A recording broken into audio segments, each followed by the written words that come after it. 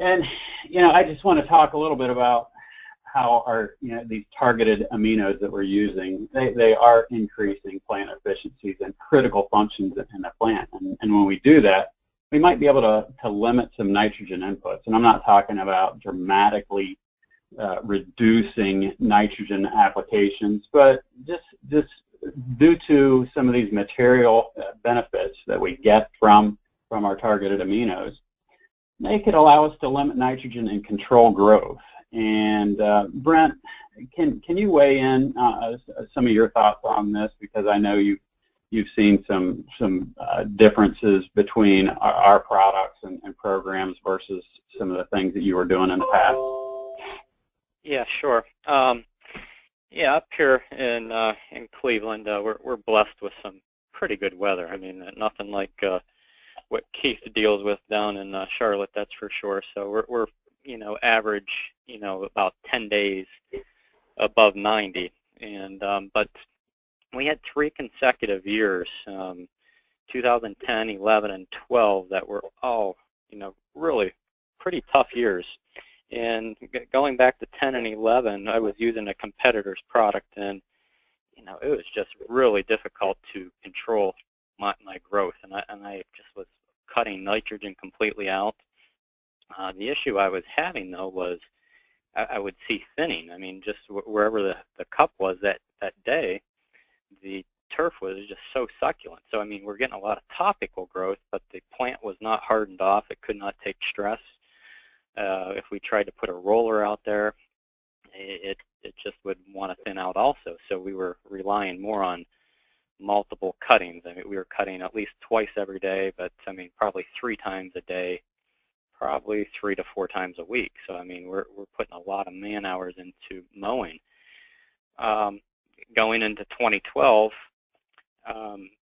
when we switched to the Foliar-Pak line, we basically took our program that we had with a competitor and tried to mimic, the nutrient levels per week for our applications. Well, instantly we saw a reduced clipping yield. It was amazing. I mean, we went from, like I said, we were probably mowing 16, 17 times a week. We went all the way down to mowing 8 times a week. I just threw a double cut in because I was used to doing it in the past, so I figured I had to double cut 1 day a week. Our green speeds, increased. Turf health was, remarkable. Rooting, we're on bent grass, so obviously we're going to have a little bit better rooting than a POA course, but I mean, our rooting went from probably 3 to 4 inches prior years to probably 6 inches that first year. So traffic was much better, just overall consistency, plant health. That's what we really noticed that first year, and it has continued for each of the last 5 seasons, including this year. We had another pretty difficult season this year, and it's still just the same. It works great with reduced clippings. Hey, Brent, I think we have a question from the audience that's kind of relevant to that, and Curt, you obviously can jump in here too. How about impact on PGR uptake? Did you see any change in the way your PGR applications were working as they interacted with the amino acids?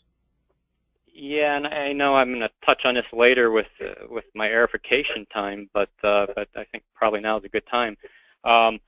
We use a plant growth regulator called Trimit, and it's a soil absorbed regulator. So we have noticed a very increased amount of plant growth regulation from, I think, the deeper rooting. All of a sudden, I think it has more of an opportunity to stay in the plant a little bit longer. Mm-hmm.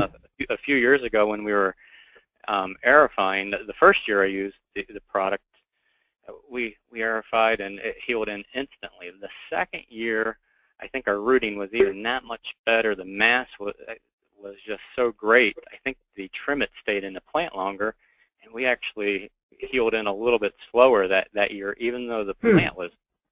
But I think we were just too regulated, and now we have to know how to sort of get off the regulation like 2 weeks prior to it and then get right back onto it. So it's yeah, definitely I think it's increased regulation.